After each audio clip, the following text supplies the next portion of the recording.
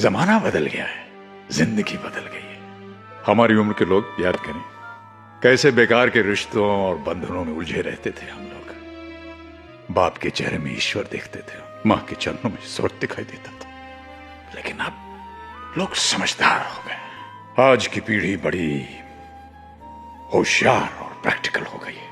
उनके लिए हर रिश्ता एक सीढ़ी की तरह है जिस पर पांव रख करके वो आगे निकल जाते हैं। और जब उस सीढ़ी का कोई इस्तेमाल नहीं रहता तो उसे घर के टूटे कुर्सी मेज, टूटे फूटे बर्तन, फटे पुराने कपड़े कल के अखबार की तरह रत्ती समझकर किसी कबाड़ खाने में फेंक देते हैं। लेकिन जिंदगी सीढ़ी की तरह ऊपर नहीं जाती, जिंदगी पेड़ की तरह उगती है। माँ बाप किसी सीढ़ी के पहले पायदान नहीं होते। माँ बाप जिंदगी के पेड़ की जड़ है। पेड़ कितना ही बड़ा क्यों ना हो जाए, कितना ही हरा भरा क्यों ना हो जाए, जड़ काटने से वो हरा भरा नहीं रह सकता। इसलिए आज बड़ी विनम्रता और आदर से मैं पूछता हूं कि जिन बच्चों की खुशियों के लिए एक बाप अपनी मेहनत की पाई हंसते हंसते उन पर खर्च कर देता है, वही बच्चे जब बाप की आंखें धुंधली हो जाती हैं तो उन्हें कतरा भर रोशनी देने से क्यों कतराते हैं। एक बाप अगर अपने बेटे की जिंदगी का पहला कदम उठाने में उसकी मदद कर सकता है तो वही बेटा अपने बाप के आखिरी कदम उठाने में उसे सहारा क्यों नहीं दे सकता। जिंदगी भर अपने बच्चों पर खुशियां लुटाने वाले माँ बाप को किस जुर्म में आंसुओं और तन्हाई की सजा सुना दी जाती है। अगर वो हमें प्यार दे नहीं सकते तो उन्हें हमसे हमारा प्यार छीनने का अधिकार किसने दिया। क्या समझते हैं ये बच्चे कि जिन माँ बाप को प्यार के बंधन में बांधकर भगवान ने एक किया है उन्हें वो दो हिस्सों में बांटकर अलग अलग तड़पने के लिए छोड़ सकते हैं।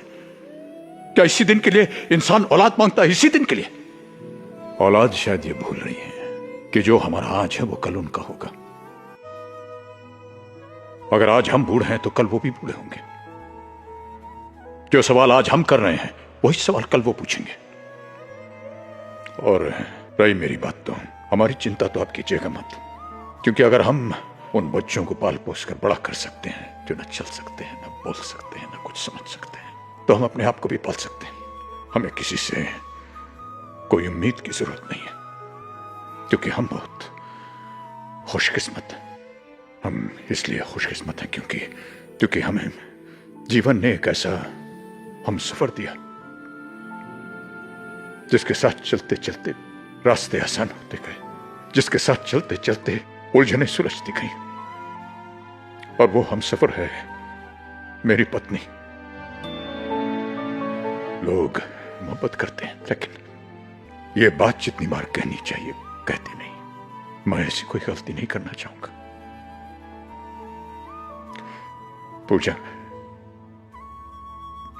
मैं तुमसे बेहद मोहब्बत करता हूं, बेहद बहुत। Thank you for being there. तुम हो तो हम है तो सब कुछ है, वरना कुछ नहीं। बस यही कहना था मुझे।